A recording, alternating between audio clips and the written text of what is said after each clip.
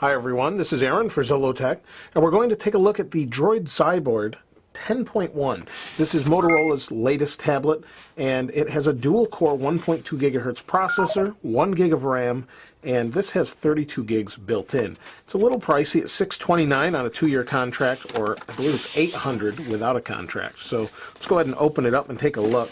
It's supposed to have a nice 1280 by 800 IPS display, 4G connectivity.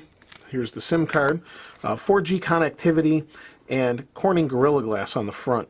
Really heavy-duty device. And then it's supposed to be coated in a liquid-resistant coating similar to Liquipel or something like that. So here's the covering itself. Let's move this aside and then we'll take a look at what's in the box. So in the box here we have, well, I'm not sure what we have. Let's go ahead and open it up. See what we've got. It looks like a strap of some kind or a clip. So here's a clip here that I'm not really sure what we'll use for, but we'll look at it after. And here we have some paperwork. Let's see what we've got. So start here. We have some important consumer information and product safety and warranty. Here we have a stylus with a battery in it, so that should be interesting. So we'll open that up here in a moment. I'll set that aside, and that looks like maybe it's for the stylus now that I see that. And then here's the plug itself. It's a micro USB, which is great. You can see here on the previous versions they have a proprietary little wall plug that looks like it's going to break. And then we just have a micro USB to USB sync cable. So let's go ahead and set this stuff aside and look at the tablet itself. Now the tablet itself, like I said, is a little pricey, but that gives you connectivity to 4G, which is always nice. So if we can open it up here. There we go. And it's got a nice camera, 5 megapixel in the back, 1.3 megapixel in the front. And then here's the front. So it's showing you where everything is. And on the front, on the side here, we have volume up and down. Oh, it's kind of on the back. Volume up and down, power, sleep wake button. Let's see on the top. Privacy LED, notification LED, webcam, headphone jack. So you can see the headphone jack on the top there. On this side, nothing. On the bottom, we have our HDMI out, and then we have a micro USB. Under here, we have our SIM card slot, it looks like. Yep, it's off to the side. We'll put that in there in a moment. And then we have a little fiber from something. And then that's pretty much it. Overall, it feels really heavy-duty. The zoom was really heavy-duty, felt great in the hand, and was a really nice tablet, but a little bit thick, I thought. Now on the back it says designed and engineered by Motorola in China, blah blah blah.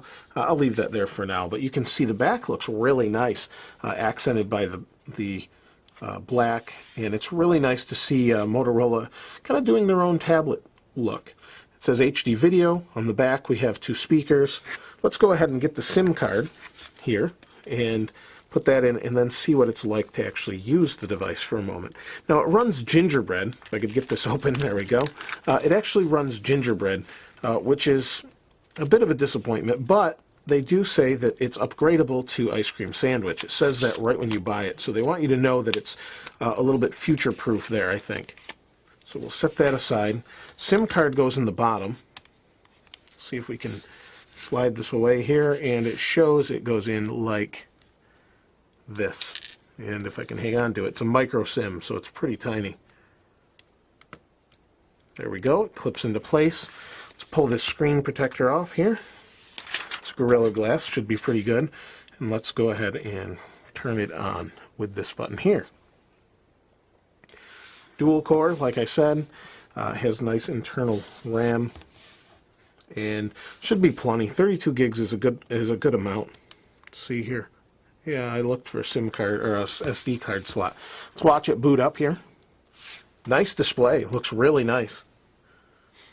I'm not sure I like all the crazy Droid stuff. I kind of like the way some of the other phones have done it, but it's interesting. And welcome. So honeycomb's really nice for any that haven't used it. The screen looks a little bit reflective, but that's kind of typical. It's activating now. Let's go ahead and open this stylus here. Haven't used a stylus in a long time. That's kind of interesting. But it's got a battery, so that's pretty neat. Should do some extra features that way.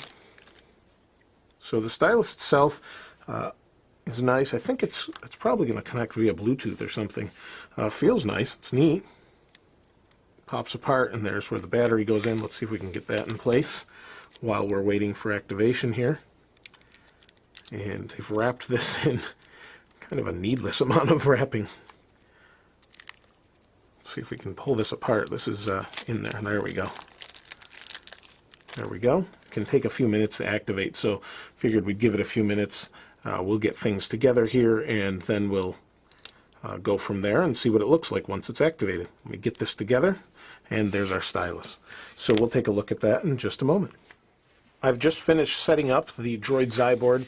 It actually backed up my data, and here you can see there's the home screen. So let's go ahead and unlock, and there's the screen itself. The screen looks really nice. It's actually updated to look like the Razer, kind of, with the different squared icons. Looks kind of nice. Now, the stylus that came with it will work, but you have to actually specify it to work. We'll take a look at some of these things in a different time, but we'll go here, and then there should be some settings, wherever those are. Here we go. There's settings.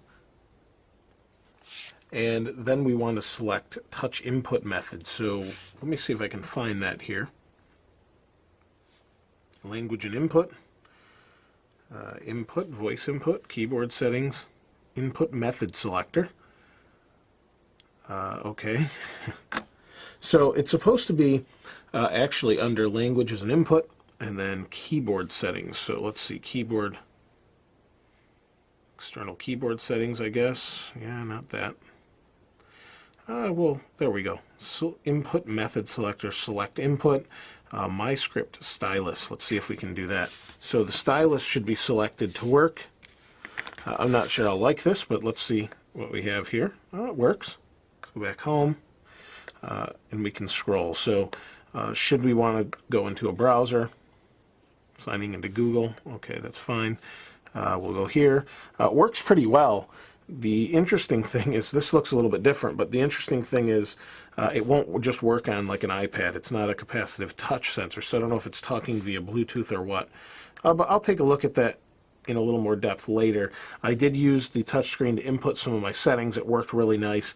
And overall, the actual display and everything looks really, really nice. So it's interesting that you know, this is a different take on a tablet. It doesn't blatantly look like an iPad or anything. It has these nice curved corners.